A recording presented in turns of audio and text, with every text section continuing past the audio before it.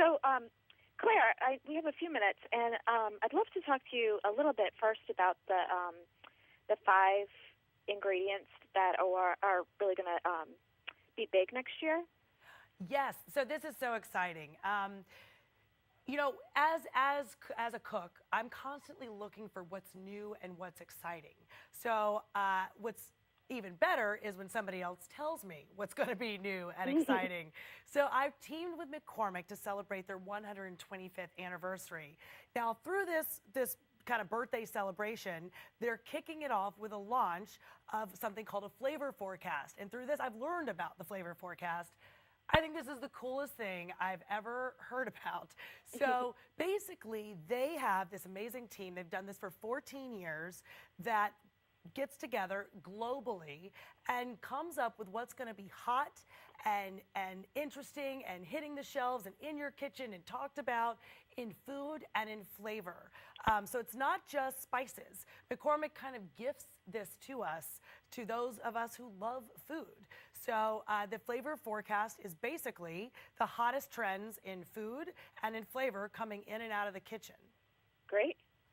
It's so exciting. Well, the thing is, I want to tell you though first, before we kind of move forward, there's 5 there's 5 trends. Within each of those trends, there's flavors that'll be more talked about. So you know how you hear about Chipotle all the time now? Yes. In 2003, they actually predicted Chipotle to be a hit. Now, they're not saying it's going to happen tomorrow, and they're not saying it'll even happen within the year. They're saying in the next few years, 1 to 3 years, you're going to start to hear about these ingredients. Now, Chipotle, talk about an I told you so. Like, I so wish I was the one that said, hey, Chipotle is going to be big. You know, people were like, what? And now it's everywhere. I mean, it's on like tables at basic restaurants. So it's kind of become a staple condiment or a staple flavor. Sometimes it's a spice. Sometimes it's you know, the Chipotle in adobo. Like, you know, there's all different kinds, but Chipotle is almost in everyone's kitchen these days. So it might sound crazy, some of the ingredients that you're going to see are part of this flavor forecast, some of these flavors, but so did Chipotle back in 2003, right? Right. My favorite of the new trends is chili obsession. And I'm obsessed with chilies because I love heat. However, I want you to know chili is not always heat. It doesn't mean spice. Sometimes chili is a little bit fruity, a little bit smoky. There's all different kinds of chili. And one of the new chilies within Chili Obsession is Chili de Arbo. That's one of their biggest. Now, within each of these trends and the flavors like Chili de Arbo, they've written recipes for you to take these new trends and bring them into your kitchen. And one of my favorites is the chocolate fondue. So there's a 3 chili chocolate fondue that has the most amazing flavors in it. It's got peanut butter, it's got chocolate, it's got rum. It has 3 kinds of chili, the chipotle that you already know, as well as it has the chili de arbo, which is the new one.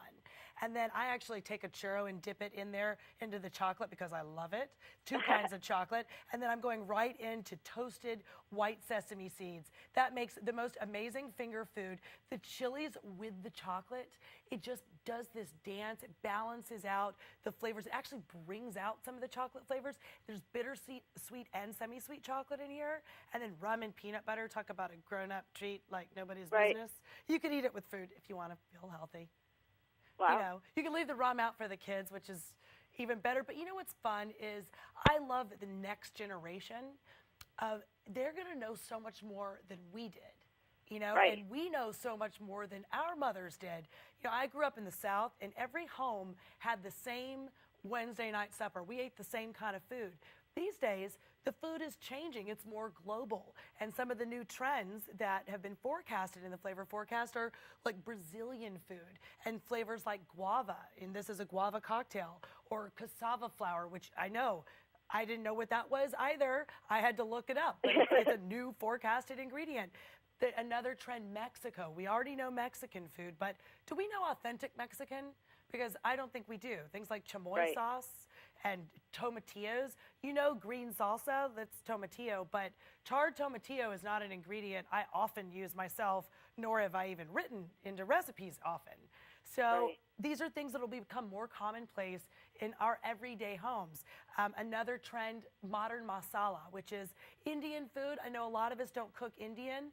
And I tell you what, when my friends back home in Memphis, Tennessee start cooking some Indian food, then I know it's definitely mainstream.